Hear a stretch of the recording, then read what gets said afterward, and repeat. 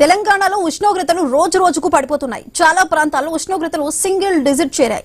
ఉమ్మడి ఆదిలాబాద్ జిల్లాలో చలి తీవ్రత పెరిగింది. చలిగాలులతో ప్రజలకు ఇబ్బందులు పడుతున్నారు. కొమరం భీం జిల్లా సిర్పూర్లో 6.8 డిగ్రీల కనిష్ట ఉష్ణోగ్రత నమోదైంది. గిన్నెదరిలో 8.5, తిర్యానీలో 9.2, కేరామేరిలో 9.6 డిగ్రీల కనిష్ట ఉష్ణోగ్రతలు నమోదయ్యాయి.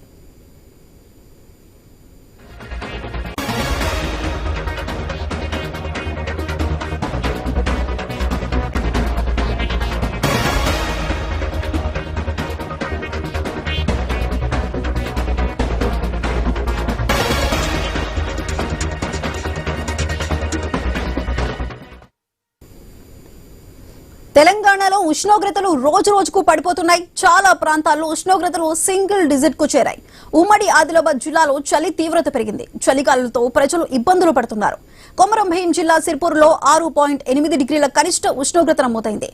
గిన్నెదరిలో 8.5, తిర్యానీలో 9.2, కేరామేరిలో 9.6 డిగ్రీల కనిష్ట ఉష్ణోగ్రతలు నమోదయ్యాయి.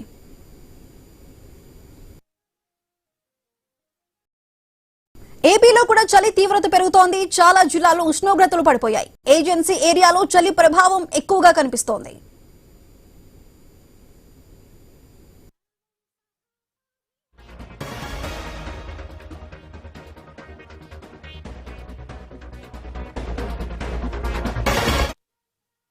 చలి తీవ్రత పెరిగినట్లు తెలుస్తోంది. చాలా జిల్లాల్లో కూడా ఉష్ణోగ్రతలు పడిపోయాయి.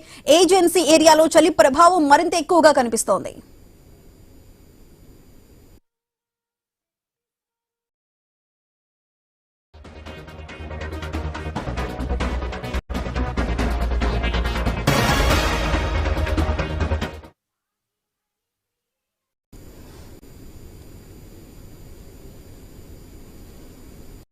ఏపీలో చలి తీవ్రత బాగా పెరిగింది. చాలా జిల్లాల్లో ఉష్ణోగ్రతలు పడిపోయాయి. ఏజెన్సీ ఏరియాలో చలి ప్రభావం ఎక్కువగా కనిపిస్తుంది. అయితే ఏపీలోని చలి తీవ్రతకి సంబంధించి మరింత సమాచారం మా ప్రతినిధి రాజు అందిస్తారు. రాజు, చెప్పండి, ఏజెన్సీ ఏరియాలో చలి ప్రభావం ఏ విధంగా ఉంది? రాబోయే రోజుల్లో ఏ విధంగా ఉండబోతున్నాయి ఉష్ణోగ్రతలు?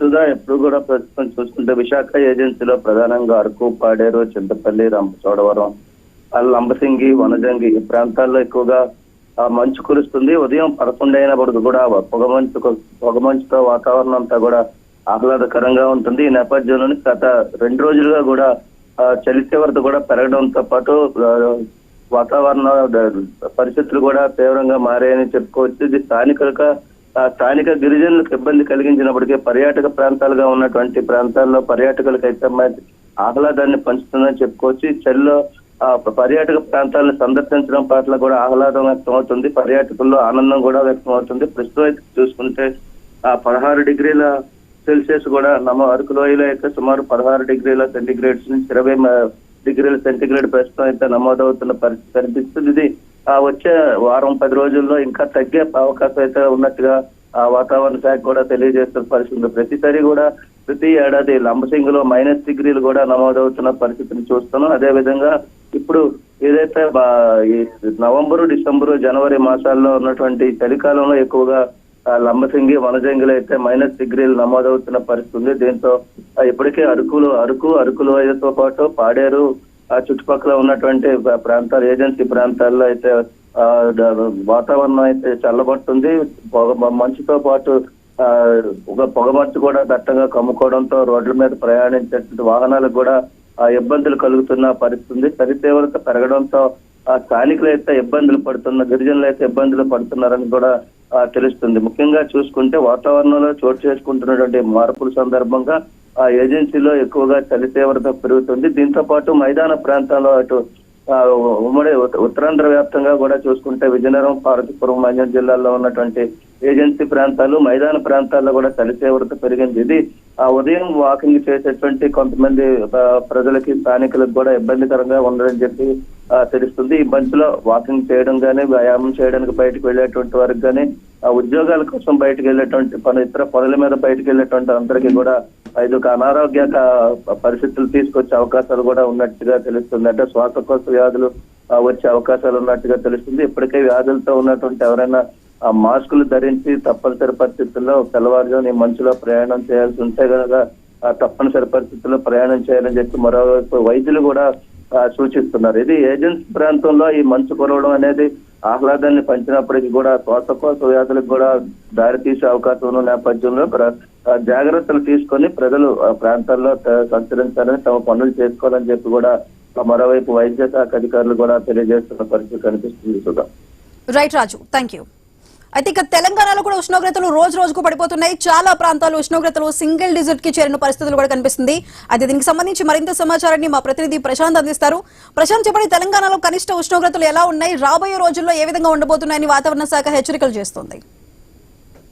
సుధా, తెలంగాణలో చలి పంజాబ్ విసురుతున్న పరిస్థితి అయితే కనిపిస్తుంది. ముఖ్యంగా తెలంగాణ కాశ్మీర్ గా పిలిచేటువంటి ఆదిలాబాద్ జిల్లాతో పాటు ఇటు గోదావరి తీర ప్రాంతం అంతా కూడా మంచు కురియడంతో పాటు ఉష్ణోగ్రతలు సింగిల్ డిజిట్ కు పడిపోవడంతో అయితే ఆ ప్రాంత ప్రజలంతా కూడా గజగజ వణుకుతున్న పరిస్థితి అయితే ఉంది. కొంత అర్బన్ లో కొంత ఉష్ణోగ్రతలు ఎక్కువగా ఉన్నప్పటికీ కూడా అటు అటవీ ప్రాంతము, ముఖ్యంగా గోదావరి తీర ప్రాంతమైనటువంటి ఇటు జయశంకర్ భూపాలపల్లి జిల్లా, ములుగు జిల్లా, భద్రాద్రి కొత్తగూడెం జిల్లా, అటు కొమరంభీం ఆసిఫాబాద్ జిల్లా, మంచిర్యాల జిల్లాతో పాటు ఆ మిగతా సిర్పూర్ ప్రాంతం అంతా కూడా ఆదిలాబాద్ సంబంధించినటువంటి గోదావరి పరివాహక ప్రాంతంతో పాటు నది పరివాహక ప్రాంతాలు ఉన్నటువంటి చోట పూర్తిగా ఉష్ణోగ్రతలు సింగిల్ డిజిట్ కు పడిపోవడంతో అయితే చలి తీవ్రతతోటి ప్రజలు తీవ్ర ఇబ్బందులు పడుతున్నారు. తెల్లవారుజామున కురిసేటువంటి మంచు కారణంగానైతే వాహన రాకపోకలకు అటు హైవేల పైన, జాతీయ రహదారుల పైన తీవ్ర ఇబ్బందులు కలుగుతున్న పరిస్థితి కనిపిస్తుంది.